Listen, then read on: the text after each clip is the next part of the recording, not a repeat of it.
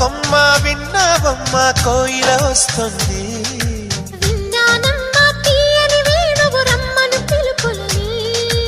నాటు దుత్తి దుక్కుతాన దుత్తి తాకు తాకుతాన నాటు దుత్తి దుక్కు